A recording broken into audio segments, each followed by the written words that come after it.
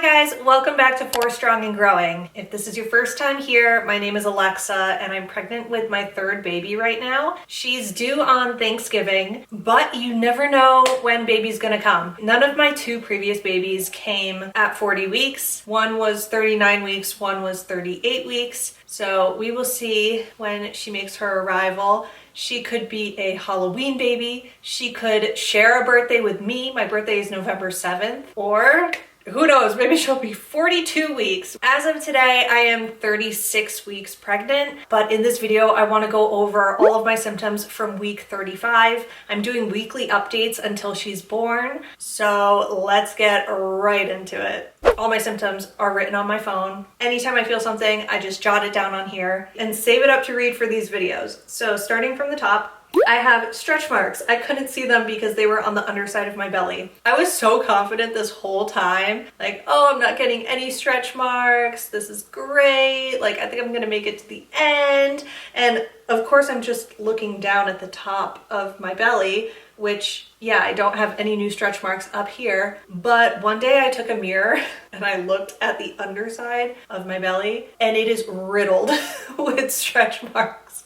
So yeah, I mean, it's bound to happen to most people. I got stretch marks in each of my previous pregnancies, but I keep getting more and more and more as I have more kids, which I thought it would be the opposite. Like your body, if it's never expanded that big before, I figured the first baby would give you the most stretch marks, and then your body would kind of be used to it after that, and maybe you wouldn't get so many unless you had a baby that was a lot bigger. But yeah, no, I only got 2 little ones with Adalia, and then with Copeland, I got like maybe 4 more, and now it's like almost one huge stretch mark down there right now. There's so many. I'm pretty sure there's a large genetic component to whether or not you get stretch marks. There are a bunch of products out on the market that claim that they will stop you from getting stretch marks. I personally think they're all BS.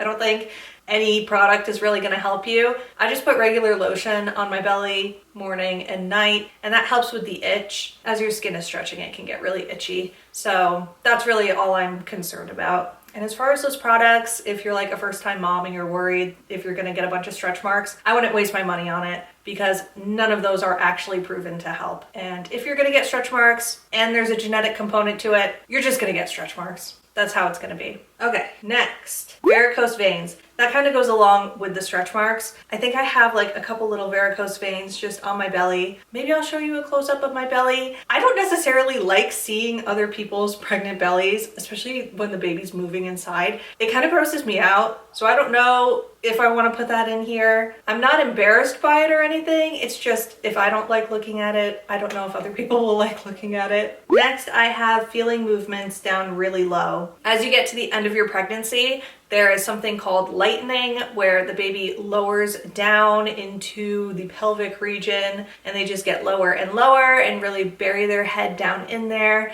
And I feel like I'm starting to feel that happen. The other day, I felt movements down there lower than I have ever felt them before. And it was kind of a strange experience, actually. Even though I've had 2 kids before, you kind of forget in between like exactly what it feels like. So it was still a strange sensation for me to feel her down that low. And along with that, next on the list is lightning crotch. Okay, I hope what I was just saying was on camera because my camera just shut off because I ran out of space on my memory card. But here I am, I'm back. I don't remember what I was saying. What was I saying? Oh, lightning crotch. So this kind of goes hand in hand with her lightning. Sometimes as she's squirming around down there, it just hits a nerve that feels so weird and they come out of nowhere and it feels exactly like lightning striking down there. Wonderful. Been getting a lot more of that. My family is very used to just randomly hearing me go, oh, half the time they don't even ask me anything anymore if I'm okay because they know what it is. And that's okay because it goes away in a couple seconds. That's my last symptom that I have written down. So now I just want to go over baby's development and how big she should be and like where she is in her development. Just some cool things about embryology. Baby is as big big as a bunch of Swiss chard, which I read that and I was like, what the heck is Swiss chard? I've never had that in my life. I had to Google that one, but that's how big she is. And she's about 5¼ pounds. At this point in the pregnancy, it's common to feel Braxton Hicks contractions. I personally never feel them. They must be too minor for me to even really feel them, although I've heard that after you've had multiple pregnancies, it's easier to feel things. And I do feel like with each pregnancy, I'm getting more in tune with my body and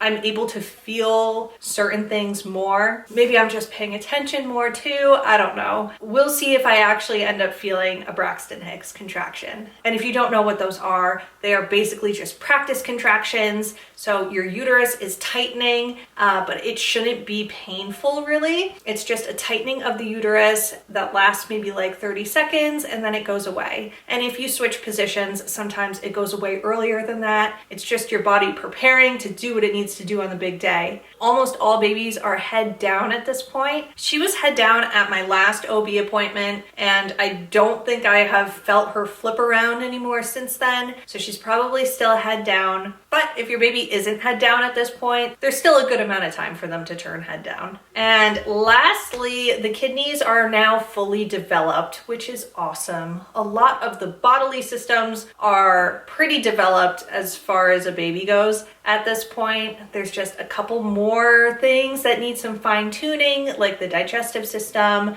The lungs still need to develop a little bit more. It just makes me feel better every single day that she's getting bigger and stronger and becoming more capable to survive out on this side. So those are all my symptoms from week 35 of pregnancy. I hope that you liked this video, and if you did, please give it a thumbs up, leave me a comment down below, and I will be back next week for my 36-week update. My OB appointment that was supposed to be during week 36 is actually the first day of week 37. So I don't know if I'm gonna include that in next week's video or put it in the 37-week video. I will figure that out and we will see. But either way, I will see you in the next one. Bye.